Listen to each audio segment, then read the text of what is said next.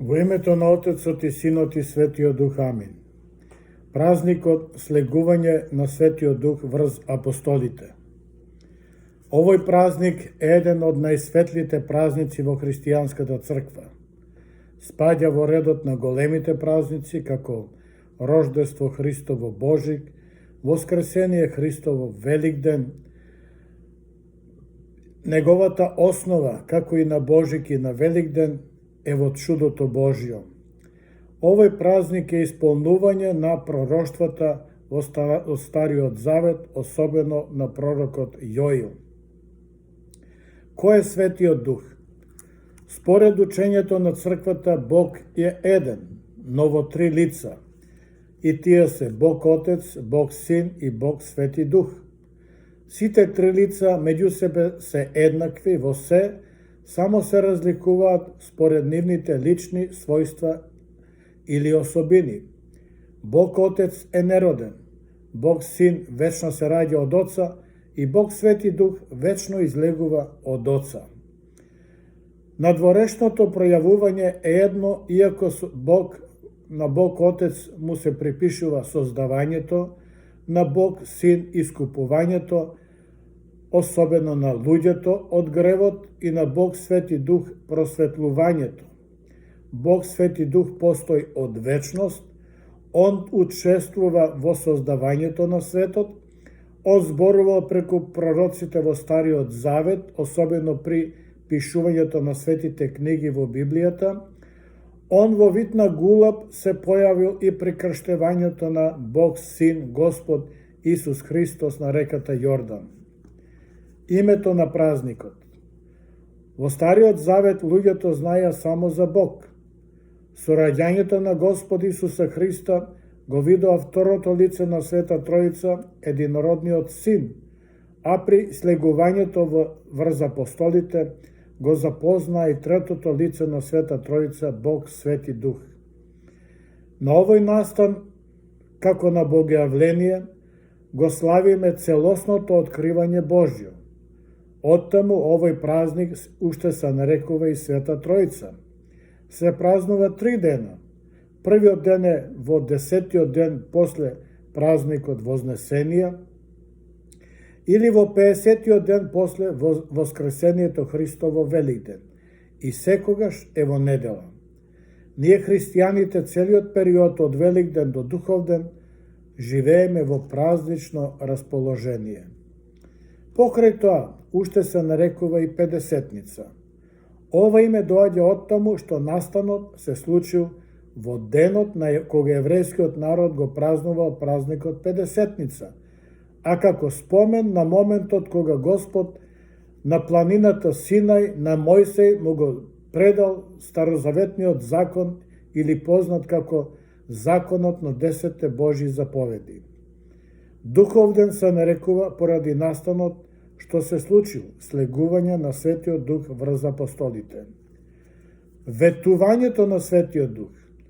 Слегувањето или давањето на Светиот Дух не се случило одеднаш или неочекувано, туку според Божјата промисла.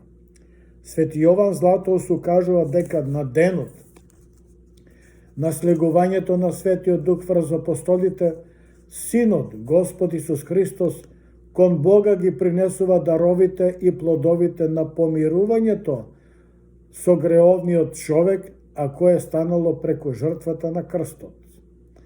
Ова ни покажува дека Бог, после Адамовиот првороден грев, имал искрена намера и чиста волја за помирување со човекот.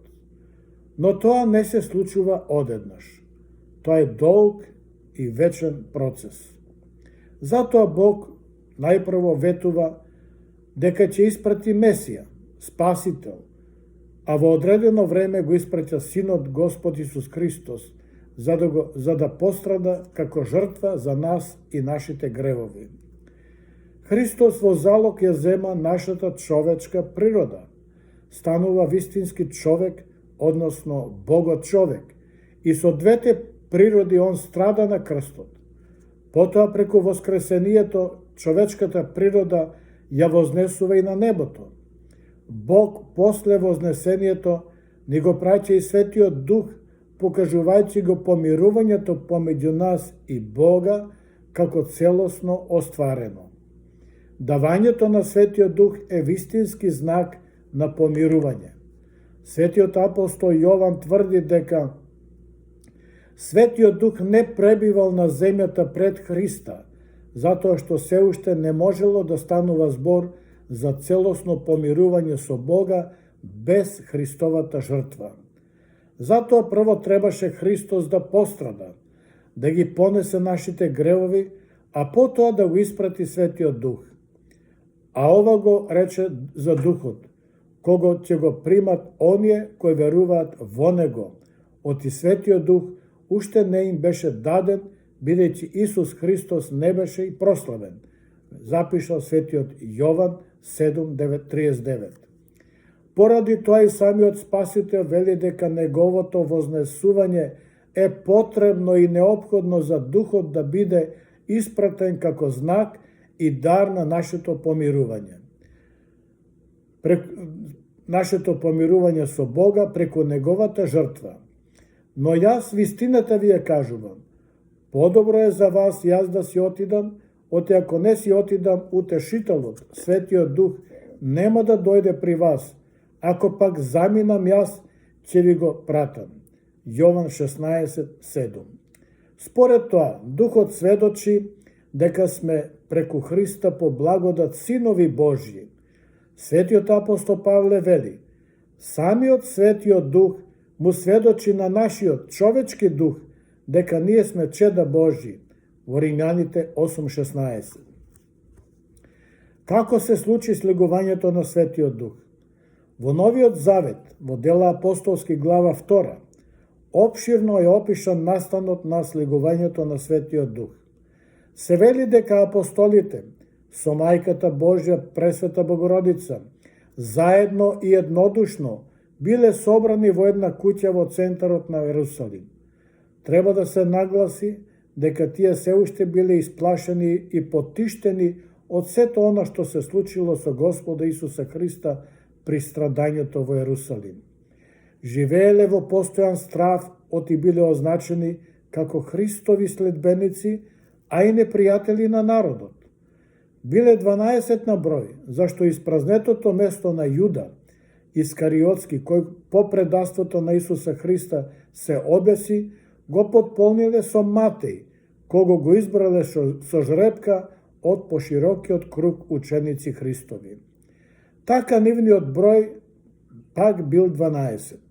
На тој начин, на тој ден, поради празникот Педесетница, во Ерусалим се собрал многу народ од сите краеви на Јудеја, на Месопотамија, Египет, Кападокија, Фригија, Памфилија и многу краишта да го прослават празникот Педесетница.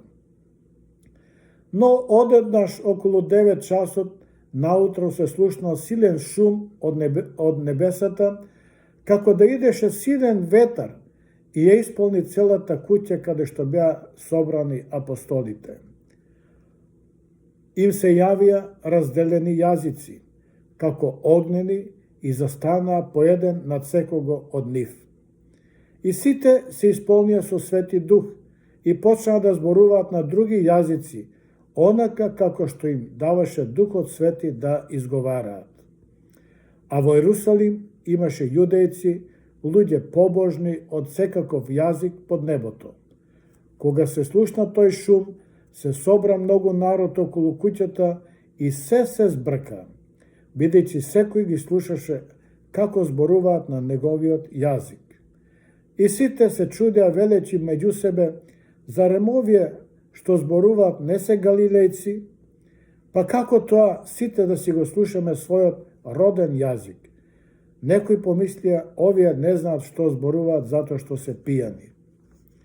Тогаш Петар заедно со другите 11 апостоли стана, го подигна гласот свој и му објасни на луѓето дека овие луѓе не се пијани, туку се исполнити со Светиот Дух, што им го испратил Господ. Понатаму тој продолжи: тоа е предскажано преку пророците во Стариот Завет. И ете, во последните денови ќе излезам од мојот дух на секое тело и ќе пророкуваат синовите ваши и ќерките ваши и ќе имат виденија и старците ваши ќе имат соништа, запишал пророкот Јоил во глава 2, 28-29. И во тие денови врз слугите мои ќе го излеам мојот дух и тие ќе пророкуваат. Потоа апостолот во опширна беседа изборуваше за Господа Исуса Христа, кого тие го судија на смрт и го распна на крст, но дека Христос го воскресна откако Бог го ослободи од веригите на смртта, бидејќи таа немаше сила да го задржи. И така, откако Христос беше вознесен, Бог го направи Господ и Христос. Откако го слушна тоа, на луѓето во срцата им стана мило и му рекоа на Петра и на другите апостоли: луѓе, браќа, кажете што да правиме? А Петар им рече: покајте се и секој од вас да се крсти во името на Христа Исуса за опростување на гревовите и ќе примите дар од Светиот Дух. Дела апостолски 2:38. Спасувајте се од овој опак род, им велеше свети апостол Петар. Значението на празникот Духовден. Овој настан има посебно значење. Најпрво, поради тоа што уште истиот момент се чувствува и се посведочува чудото со присуството на Светиот Дух кај луѓето. Например, свети апостол Петар се повикува на пророштвата во Библијата. По тоа се гледа дека тој бил озарен од благодатта Божја и воден од Светиот Дух, што да зборува. Тој сигурно немал толку детално познавање на Светото Писмо, затоа што, како и другите апостоли, бил неук. Но воден од Светиот Дух, тој во детали ги знае местата од Библијата. Второ значење е во тоа што многумина го примиле повикот од апостолот и се крстиле. Тој ден се крстиле 3000 луѓе и го прифатиле Господа Христа како свој Бог. Од тој ден па се до денешни дни црквата се развива и се шири низ целиот свет. Таа се раководи, се просветува и оживува под упатство на Светиот Дух. Овој чин се смета за основање на христијанската црква и затоа овој празник се нарекува и роден ден на црквата.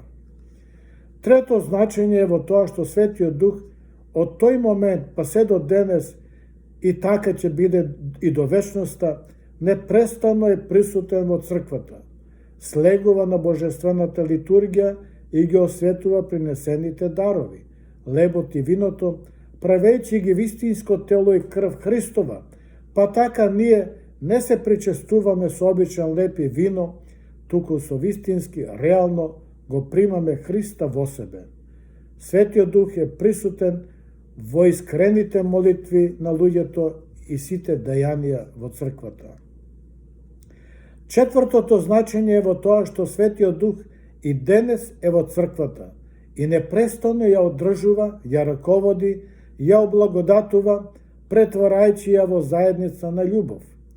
Преку покајанието и пречистувањето, Светиот Дух ги преобразува верниците и ги обединува во едно тело.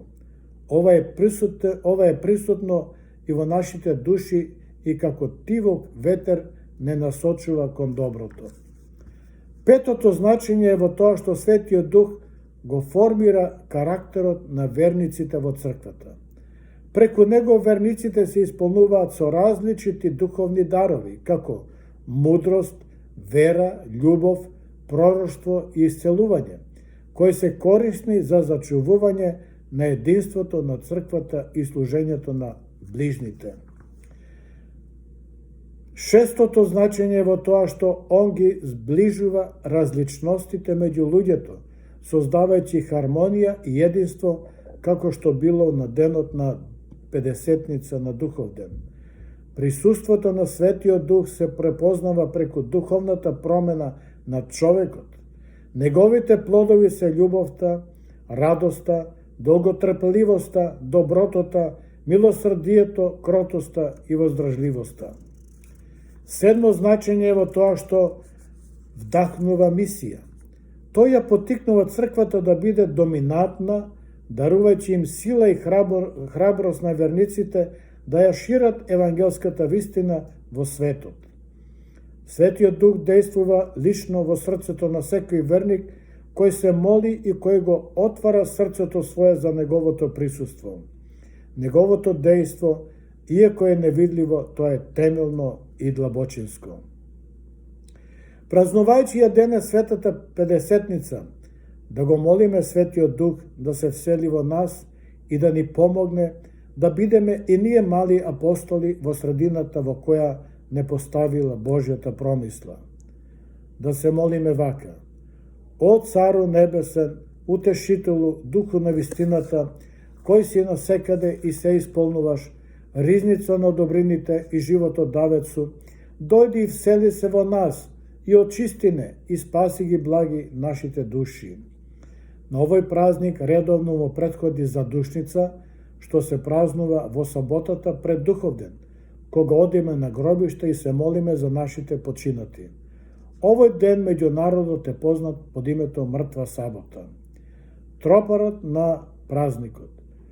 Благословен си, Христе, Боже наш, кој премудри ловците ги направи, кога им го испрати Светиот Дух. Со нив ја улови вселената, човекољубче, слава ти. На многу години.